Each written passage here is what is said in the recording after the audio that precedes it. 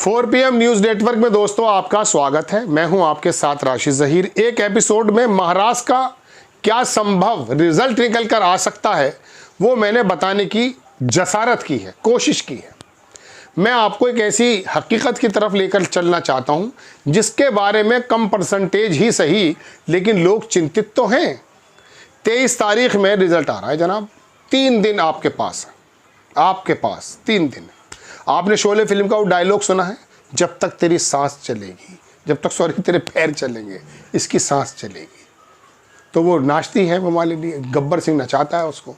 तो 23 से 26 के बीच में सांसें चलेंगी। किसकी? महाविकास अघाड़ी की। कब तक चलेंगी? जब तक इनके आपस में पैर चलेंगे, आपस में गठबंधन बहुत जल्दी हो जाता है, तो जिसकी उम्मीद मुझे कम है। चूँकि मुख्यमंत्री को लेकर के शरद पवार अलग गेम खेलने वाले हैं, तो मुझे लगता नहीं। तो ऐसे समय में होगा क्या? 26 के बाद कोई भी ऊहा पोह अगर हुई, देखिए महायुति अगर आ जाती है जिसके चांसेस बहुत ही कम हैं, तो सरकार तो 26 के 25 में बना देगा राज्यपाल। लेकिन अगर इन लोगों को बहुमत मिल जाता है और इनमें आपस में लड़ाइयाँ हो जाती हैं मुख्यमंत्री के पद को लेकर के, चूँकि अभी तक तो महायुति के अंदर था, महायुति तो बिखर जाएगा, देख लीजिएगा आप यकीन मानिए। लेकिन आप मान लीजिए कि अगर महाविकास अघाड़ी ने बहुत जल्दी तय नहीं किया और राज्यपाल को नई सोते से जगाया, जैसे पहले रात को जगाया गया था भगत सिंह कोश्यारी को, नहीं जगाया गया और अपना जो है रिजल्ट लेकर के वहाँ पर उनकी मेज़ पे नहीं रखकर हाथ जोड़ के कहा कि महामहिम जल्दी से हमें आप न्योता दे दीजिए सरकार बनाने का, ये 150-55 का आंकड़ा आपको हम दे रहे हैं। उनकी नींद उड़ गई, खुल गई, संविधान जाग गया, सब कुछ हो गया, सरकार बन जाएगी। वरना राष्ट्रपति शासन के लिए तैयार रहिएगा, कोई कुछ नहीं कर सकता। आरएसएस की डिफीट होगी, मोदी जी का फिर बढ़ जाएगा वर्चस्व। मैं तो पहले कह चुका हूँ कि ये महाराष्ट्र की लड़ाई 14 तारीख में जो छोड़कर चले गए थे मोदी जी, जाते नहीं। क्योंकि आरएसएस ने कहा कि 30,000 से 60,000 मीटिंग हमने ज़मीन पर की हैं, लोगों को निकाल कर आए हैं, चुनाव आयोग हमारी जेब में है, विभाग सारे उनके पास हैं। ऐसे आरोप लगते हैं। हम तो उनकी बातें बता रहे हैं साहब, अपने पेट से कुछ नहीं बता रहे। तो जनाब मन, ऐसे समय में आप तैयार रहिएगा। ज़ोर का झटका धीरे से लग सकता है, या मैं कह सकता हूँ धीरे से लग सकता है ज़ोर का झटका। ये वाली मिसाल ठीक है, धीरे से लग सकता है ज़ोर का झटका जब बोथ आर पार्टीज विच, कौन सी? दोज, कांग्रेस और ये शिवसेना और क्या कहते हैं शरद पवार, एक आदमी और भी जोड़ लीजिए, अजीत पवार, इधर ही तो आने हैं।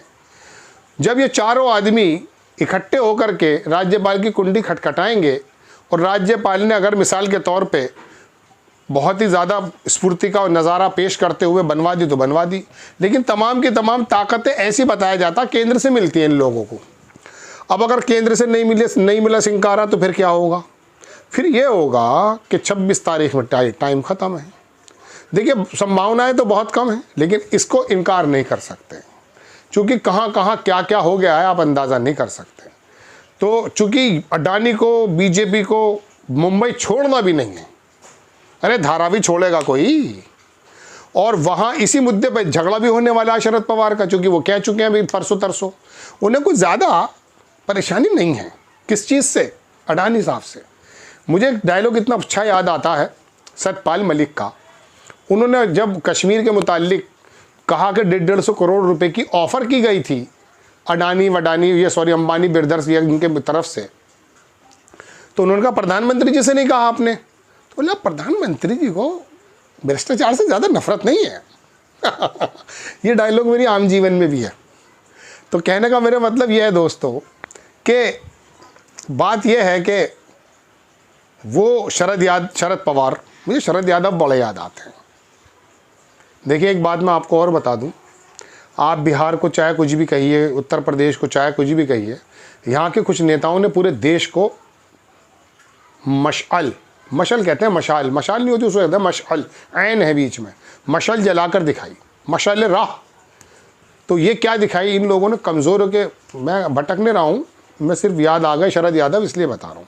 जेपी, लोहिया, मुलायम सिंह, काशीराम और ये लालू प्रसाद, ये तमाम लोग जो हैं इन लोगों ने समाजवाद का जो है ना, उसकी वजह से हम और आप बात कर पा रहे हैं, हम लोग सरवाइव कर पा रहे हैं, वरना 5,000 की व्यवस्था तो बड़ी अजीबोगरीब थी जनाबे वाला। तो बहरहाल उन लोगों ने कहा कि भाई बड़े अच्छे नेता थे ये। आ जाता हूँ मैं शरद पवार पर। तो शरद पवार जो हैं वो ज़रा अडानी को लेकर कुछ अच्छा सा दिल में रखते हैं, नरम गोशा।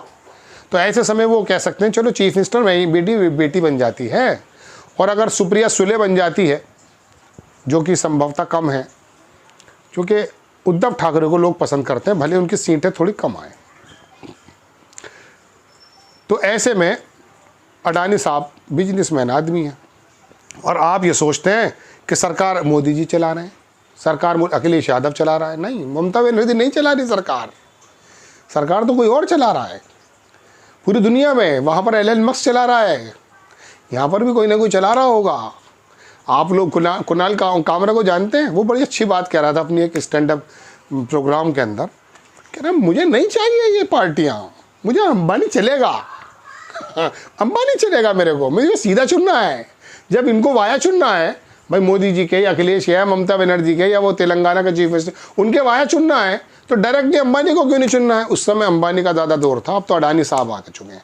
पता नहीं कितने बिलियन डॉलर का ही बताया गया उनको, अमेरिका से वो भी निकल गया। खैर, तो दोस्तों ये तमाम खबरें हैं।